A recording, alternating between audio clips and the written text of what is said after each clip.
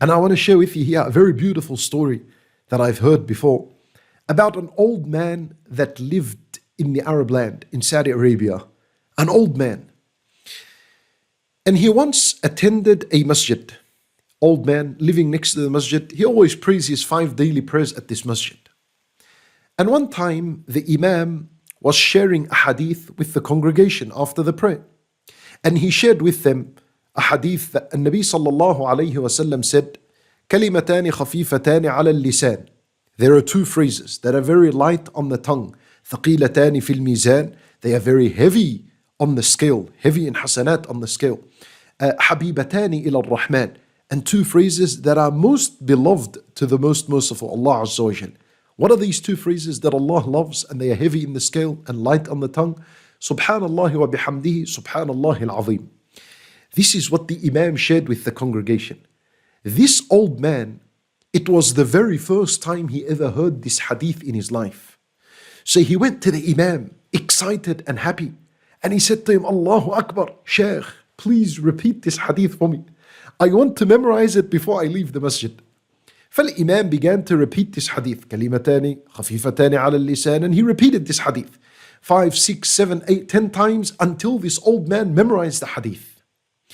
Then this old man, he would not see anyone except that he will say to him, come, I just want 1 minute from your time.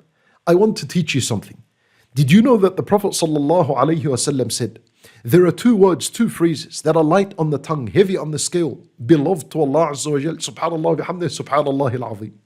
And he'll go, yalla, from one person to another, in the masjid, in the shopping malls, in the supermarket, at school, wherever he is, in the taxi, in the bus, anywhere he went, he will say to people, give me 1 minute of your time. I want to share with you a beautiful hadith. And he'll tell them this hadith. He spread knowledge. Look at this. He just had 1 hadith that I'm sure all of us know. Allahu Akbar. And then at the end of his life, when he was dying, they took him to the hospital. Even on his hospital bed, the nurse would come. He would say to her nurse, give me 1 minute. I want to tell you of a hadith. And he would say the hadith. And the doctor would come and he would tell him the hadith. And if these people did not understand Arabic, he would get a translator to translate the hadith for these people. And he died. Allahu Akbar. Imagine what kind of beneficial knowledge this person left and how much hasanat he is earning in his grave right now. For every single person who he taught this hadith and they continue to say Subhanallah wa bihamdihi in their life now. Every single person who says Subhanallah wa bihamdihi, Subhanallah al-Azim, that did not know about this hadith. And this old man had taught them or reminded them, they earn hasanat and he earns hasanat. What a powerful concept. Do not be stingy with knowledge you have.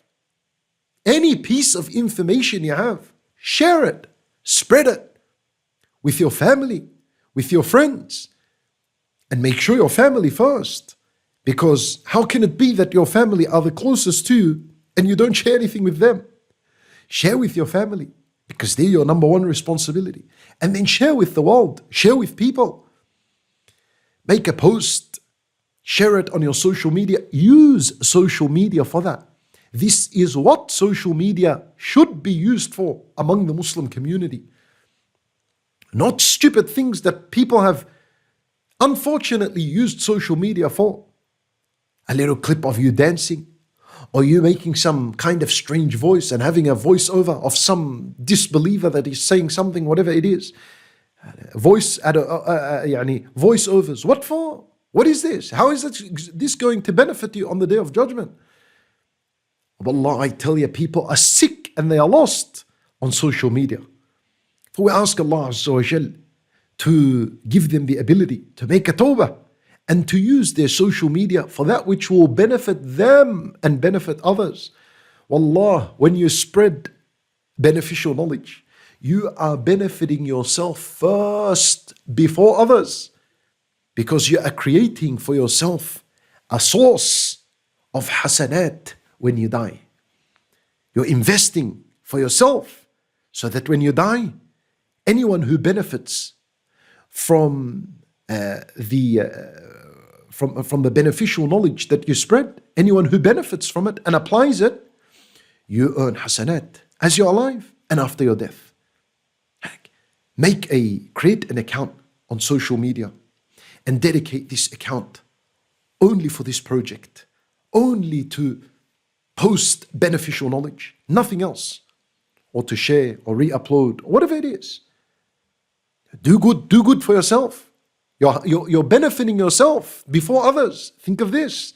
This is a project you're supposed to be working on for yourself. You're the one who will earn the revenue and the profits from it in this life and after your death. So don't be stingy on yourself.